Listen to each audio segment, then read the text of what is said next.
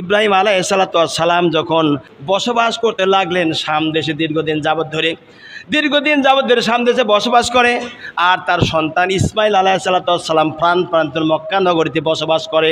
মক্কা নগরীতে ইব্রাহিম আলাইহিসসালামের সন্তান হজরতে ইসমাইল আলাইহিসসালাম বড় হয়ে গেল। এক এক করে বড় হতে লাগলো। নবী মানুষ হুষ্টু পুষ্টু, চেহারার দিক দিয়ে কম নয়। হজরতে ইসমাইলের কপালের মধ্যে মুহাম্মদ সাল্লাল্লাহু আলাইহি ওয়াসাল্লামের নূর চমকাইতেছিল। সেই জন্য ইসমাইল আলাইহিসসালামের সঙ্গে বণিকের দলের মেয়েরা বিয়ে করার জন্য, বণিকেরা বিয়ে দেওয়ার জন্য তার মেয়েদেরকে পেরেশান হয়ে পড়েছিল, কার মেয়ে বিয়ে দেবে। হজরতে হাজরা আলাইহিসসালাম নির্ধারণ করলেন, স্বামীর অনুমতিক্রমে বণিকের দলের একটা সুন্দরী রূপবতী গুণবতী একটা মেয়ের সঙ্গে হজরতে ইসমাইলকে বিয়ে শাদী দিলেন। বিয়ে শাদী যখন হয়ে গেল, তিনি ঘর সংসার করলেন। আর হজরতে ইব্রাহিম আলাইহিসসালাম মাঝে মধ্যেই তার বাড়ির থেকে বেড়ায় আসতো, সন্তান আদি দেখে দেখে আসতো, স্ত্রীকে দেখে আসতো। কিছুদিনের মাথায় হজরতে ইসমাইল আলাইহিসসালামের বিবাহ শাদীর কিছুদিনের মাথায় আম্মাজান হজরতে হাজরা এই দুনিয়া থেকে বিদায় হয়ে চলে গেল। ইন্না লিল্লাহি ওয়া ইন্না ইলাইহি রাজিউন। আল্লাহর নবী ইব্রাহিম আলাইহিসসালাম হাজরার ইন্তেকাল যখন হয়ে যায়, তখন তিনি তৃতীয় বিয়ে করলেন। এই তৃতীয় স্ত্রীর নাম কাতুরা। নাম কি? কাতুরা। ইতিহাস আমার দিকে তাকান। এ যাবৎ যা শুনেছেন উল্টে পাল্টা কথা, আমার থেকে কোরআন থেকে কথা শোনেন। কোরআন রিসার্চ না করলে কথা বলা যায় না, কোরআন রিসার্চ করতে হয়। এক একটা আয়াতের তাফসির নিয়ে আসতে হয়, এক একটা আয়াতের এক একটা শব্দের এক একটা ওয়ার্ডের ব্যাখ্যা করতে হয়, এমনি আলোচনা করা যায় না। আল্লাহর নবী হজরতে ইব্রাহিম আলাইহিসসালাম যখন মা হাজরা ইন্তেকাল করলেন, তখন তিনি আরেকটা বিয়ে করেছিলেন। ওই স্ত্রীর নাম ছিল কাতুরা। এই কাতুরার গর্ভে আল্লাহ রাব্বুল আলামিন ছেলে দিয়েছিলেন। হজরতে কাতুরার গর্ভে আল্লাহ রাব্বুল আলামিন বলি মারহাবা। হজরতে ইব্রাহিম আলাইহিসসালাম মাঝে মধ্যে যেতেন, তখন এই প্রান্ত মক্কা নগরীতে যান। যাওয়ার পরে দীর্ঘদিন ধরে সংসার করলেন, ঘর সংসার করলেন। করার পরে আল্লাহ নবী ইব্রাহিম আলাইহিসসালাম দুইটা ছেলেই নবী, হজরতে ইসমাইল নবী এবং হজরতে ইসাক আলাইহিসসালাম তিনিও নবী। দুই নবীর কাছে দ্বীনের দাওয়াত, কোরআনের দাওয়াত, হাদিসের দাওয়াত তিনি মাঝে মাঝে পৌঁছায় দিতেন। আর হজরতে ইসমাইল আলাইহিসসালাম এমন এক নবী ছিলেন, যেই নবীর ব্যাপারে কোরআনে কারিমের মধ্যে যা কোট করেছে আজকে বর্ণনা করার আমার সময় নেই, সামনে দেখবেন ইনশাল্লাহ।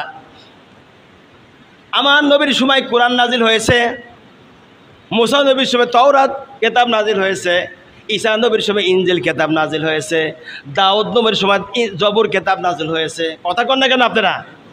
এই চারখানা কিতাব নাজিল হয়েছে। তাহলে আমাদের একটা প্রশ্ন কিন্তু গোপন রয়ে গেছে। গোপন আছে না প্রশ্ন একটা? সেই প্রশ্ন আপনারা মাথায় আনতে পারেননি, ব্রেনে আনতে পারেননি।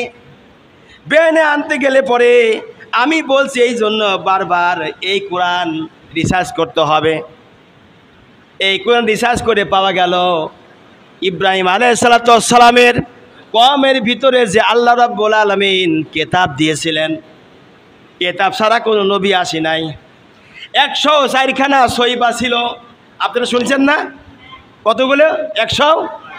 104খানা কিতাব ছিল। তার মধ্যে ইব্রাহিম আলাইহিসসালামের কিতাবের নাম কি? এই তো হারা গেছেন আপনারা। এখন আপনাদের খুঁজেই পাওয়া যাবে না। মনে রাখবেন, ইতিহাস থেকে বলছি, তাফসীর থেকে বলছি, পেট বানানি কথা বলছি না, মুখ গল্পে কথা বলছি না, তাফসীর থেকে আমি কথা বলছি। হজরত ইব্রাহিম আলাইহিসসালামকে আল্লাহ রাব্বুল আলামিন যে কিতাব দিয়েছিলেন, বাচ্চা নমরুদ ছিল অহংকারী, তাকব্বরী, গৌরবকারী, ফখরকারী। সে নিজেকে খোদা দাবি করেছিল। সেই জন্য আল্লাহ বলছেন, হে ভুইফোর গর্বিত বাচ্চা। ইব্রাহিম আলাইহিসসালামের কিতাবের নাম ছিল হে ভুইফোর গর্বিত বাচ্চা। তার মানে বাচ্চা গর্ব করেছে, গর্ব করার কারণে আল্লাহ পাক খর্ব করে দিলেন, হে ভুইফোর গর্বিত বাচ্চা। এই কিতাব আল্লাহ রাব্বুল আলামিন নাজিল করেছে। ধরে বলি মারহাবা। হযরত ইব্রাহিম আলাইহিস সালাম যখন তিনি নবুয়তির শেষের দিকে গিয়ে আল্লাহ রে বলছে, রব্বুল আলামিন এই পৃথিবীতে মানুষ সৃষ্টি হয়েছে, মানুষ আবার মারা যাবে, মানুষ মারা যাবে, শরীরের এই চর্বি চামড়া গোস্ত হাড্ডি কিছুই থাকবে না। রব্বুল আলামিন হাড্ডি চর্বি চামড়া রক্ত মাংস চুল এগুলি যখন কিছুই থাকবে না, ছিন্ন বিচ্ছিন্ন হয়ে যাবে আল্লাহ। আমি বলছি তাহলে পরে মারা গেলে পরে এই মানুষকে তুমি কেমন করে একসাথে করবা? এগুলো জিকির করেন, লা ইলাহা লা ইলাহা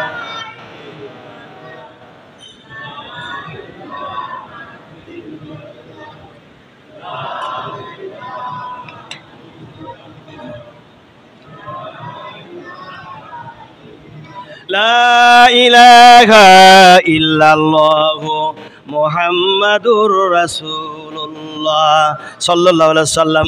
ইব্রাহিম আলাইহিস সালাম যখন আল্লাহরে বলেন, আল্লাহ মানুষকে কেমন করে তুমি জিন্দা করবে, আমি একটু দেখতে চাই। আল্লাহ বলেন, ইব্রাহিম রে মানুষ কেমন করে জিন্দা করবে তুমি আবার তা দেখতে চাও? আমার প্রতি কি তোর বিশ্বাস নাই? হযরত ইব্রাহিম সালাম বলেন, আল্লাহ তোমার প্রতি বিশ্বাস আছে, আছে বলেই তো আমি আমার মনে সান্ত্বনা পাওয়ার জন্য আরও দৃঢ়ভাবে তোমাকে তাতে বিশ্বাস করতে পারি, আমল করতে পারি। সেই জন্যই আমি বলতে চাচ্ছি, আল্লাহ প্রশান্তি লাভের আশায় তুমি মানুষকে কেমন করে আবার তুমি বানাইবা? আল্লাহ বলেন, ইব্রাহিম ময়ূর কাক কবুতর মরগ কয়টা হলো? এটা আপনারা গুনতেছেন না তো? খেয়াল করা লাগবে তো, মাঝে মধ্যে ধাক্কা দেবই তো। আপনাদের মন আমার দিকে আছে কিনা আমি তো পরীক্ষা করবে এটা।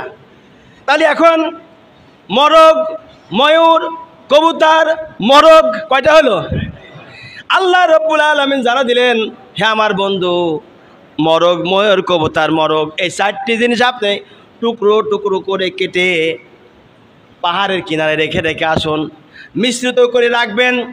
কোনটা কোন জায়গায় রাখলেন যেন আপনার খেয়ালই না থাকে।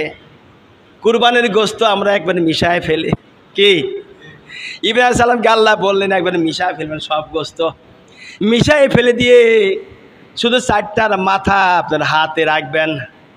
কয়টার মাথা? চারটি মাথা হাতে রাখবেন আর পাহাড়ে পাহাড়ে রেখে আসবেন টুকরো গোস্তগুলো।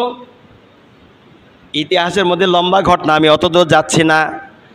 পোষ মানানোর পরে ইব্রাহিম আলাইহিস সালাম কিন্তু চারটি পাখিকে আগে পোষ মানাইছে, এরপরে কেটে টুকরো টুকরো করে পাহাড়ে রেখে আসছে। রেখে আসার পরে বলছে, মরগ চলিয়ায়। মরগের গোস্ত যেখানে যেখানে ছিল হাড্ডি গোস্ত চর্বি চামড়া যা ছিল রক্ত, আল্লাহ নবীর ডাকার পর পর মরগ সঙ্গে সঙ্গে চলে আসি। যমন মরগ ছিল তমন কক কক করে ডাক দিয়েছে, আল্লাহু আকবার। এরপরে ময়ূরকে বলছে, ময়ূর তুই কই গেলি আয়। ইব্রাহিম আলাইহিস সালাম ময়ূরকে যখন ডাক দিয়েছে, ময়ের সঙ্গে সঙ্গে ইব্রাহিম সালামের হাতের মুঠায় যেখানে গোস্ত চামড়া চর্বি ছিল সব একত্রিত হয়ে পূর্বের মতো ময়ের হয়ে গিয়েছে, বলি সুবহানাল্লাহ। তারপরে ডাক দিয়েছেন, কবুতর রে কবুতর আয় আয় আয়, আল্লাহর হুকুমে চলে আয়।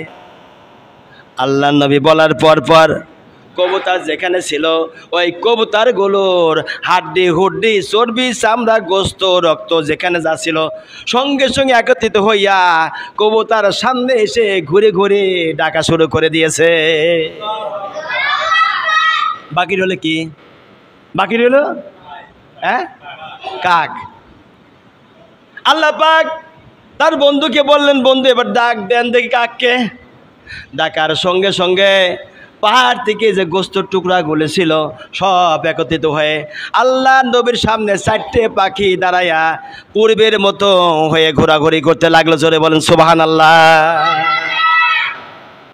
এই নবী 175 বছর জীবিত ছিলেন। মরমি শহরের পূর্ব দিকে আল্লাহ নবী ইব্রাহিম আলাইহিস সালাম যখন ইন্তেকাল করলেন সেখানে একটু জমি করেছিলেন। ওই জমিতে হযরতে ইব্রাহিম আলাইহিসসালামের দাফন কাফন করা হয়েছে। এটা গেল শেষ ইতিহাস। আর আগামী দিনের ইতিহাস আসবে হযরতে ইসমাইল ও হযরতে ইসাক আলাইহিসসালামের ব্যাপারটা নিয়ে। আগামী দিনে কথা হবে ইনশাআল্লাহ।